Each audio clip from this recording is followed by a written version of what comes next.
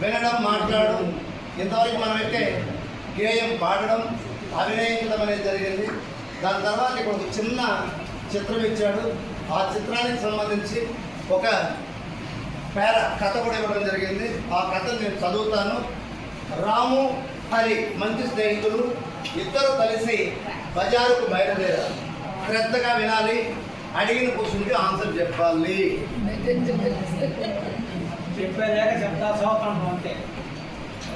హరి, రాము మంచి స్నేహితులు, ఇద్దరు కలిసి బజారుకు బయలుదేరారు.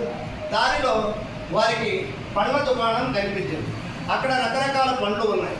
పనస, జామ, అరటి, బత్తాయి, అనాస పండ్లు ఉన్నాయి. రాము పనస తొనలు కొన్నాడు, హరి అనాస పండు కొన్నాడు. ఇద్దరు ఇంటికి వెళ్ళి పండ్లు తిన్నారు. పండ్లు తినడం ఆరోగ్యానికి మంచిదని తెలుసుకున్నారు. సో విన్నారు కదా సార్, దీనికి సంబంధించి కొన్ని ప్రశ్నలు ఉన్నాయి. ఆ ప్రశ్న చూడతారు. కథలోని మంచి స్నేహితుల పేరు ఏమిటి?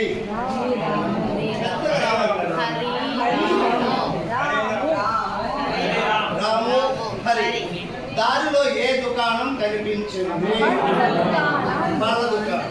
పండ్లు తినడం వల్ల కలిగే లాభం ఏమిటి? ఆరోగ్యానికి.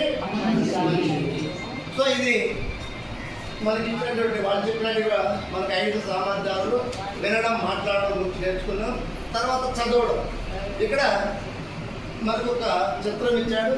ఆ చిత్రానికి ఒక వాక్యం ఇచ్చాడు. చూడండి, రవి పనస తొనలు తిన్నాడు. రవి పనస గింజ నాటాడు. ఇప్పుడు ఇక్కడ పనస అనేటటువంటి పదానికి సున్న చుట్టాలి.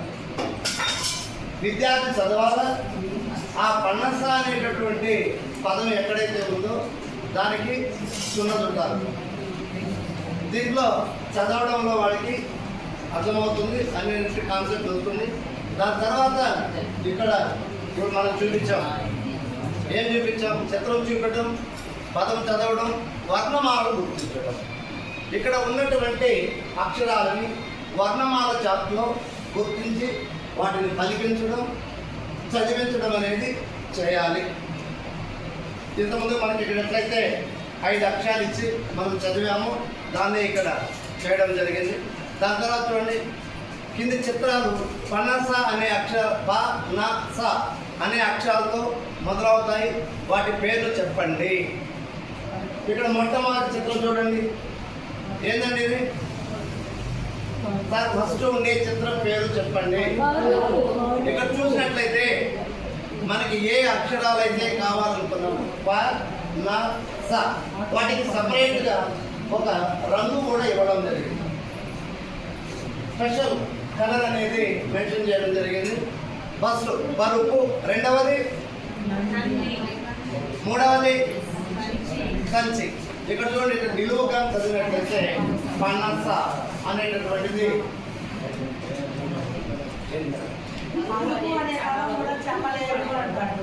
పురుపు.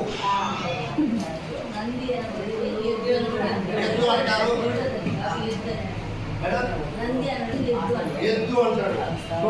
ఈ 3 చిత్రాలు కనుక గమనించినట్లయితే పిల్లవాడు ఒక చిత్రం మాత్రమే కరెక్ట్గా చదవగలడు. ఎందుకంటే అనంతం వాడు బడికి తెస్తున్నాడు కాబట్టి సంచి అనేది వాడు చూసుకుంటాడు కాబట్టి చెప్పేస్తాడు. ఈ 2 అయితే మేడం అన్నట్టుగా పరుపు అనేది తీసేసి ఏమంటారు మేడం? పొరుపు. సో అక్కడ వాడు ఇచ్చేటటువంటి ఆ ప్రాంతీయ లాంగ్వేజ్ పొరుపు అనేదాన్ని మనం సరిదిద్ది పరుపు అనేది పొరుపు కాదు, కొద్ది రోజులు పోతే పరువు అంటావేమో అని చెప్పి సరిదిద్దాం.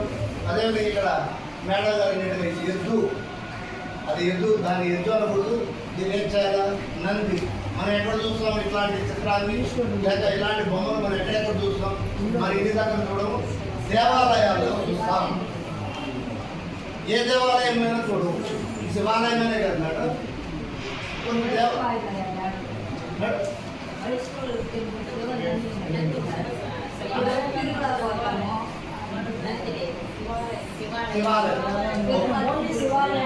సరే మేడం.